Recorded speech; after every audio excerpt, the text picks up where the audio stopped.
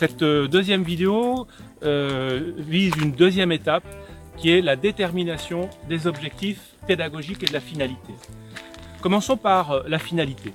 Pour l'entreprise, pour la collectivité, pour la structure, pour les stagiaires directement, le bénéfice qu'ils attendent de l'action de formation.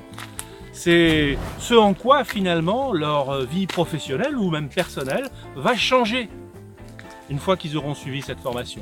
C'est l'enjeu en quelque sorte. Les objectifs pédagogiques, c'est un petit peu différent. Les objectifs pédagogiques, c'est ce que vont être capables de faire mieux ou entièrement différemment les stagiaires à l'issue de la formation. Autrement dit, c'est les compétences qu'ils vont acquérir.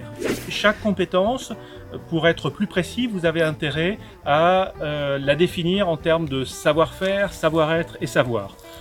Qu'est-ce que c'est? C'est un peu du jargon, mais finalement c'est tout à fait simple. Le savoir-faire, c'est la réalisation, c'est l'utilisation d'outils, c'est le geste professionnel.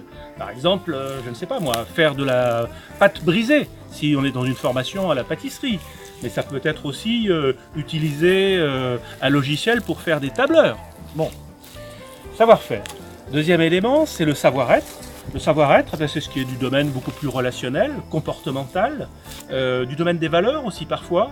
Ça peut être, par exemple, faire preuve d'empathie envers certaines personnes, s'intégrer dans une équipe, des choses comme cela. Ça pourrait être aussi faire preuve de rigueur. Troisième catégorie de sous-objectifs qu'on va retrouver donc dans chaque compétence, c'est tout simplement le savoir. Le savoir, comme son nom l'indique, c'est la connaissance, c'est ce qui est plus théorique. Ce sont les informations qu'on pourrait du reste recueillir, apprendre aussi bien dans un livre. Alors que le savoir-être et le savoir-faire, il est plus difficile de les acquérir en lisant seulement. Il faut participer, il faut échanger. Faites l'effort de formuler tout cela. C'est pas facile, mais c'est extrêmement utile et ça va vous permettre de voir en fait très clairement ce vers quoi vous amenez vos participants, les participants de la formation, les stagiaires.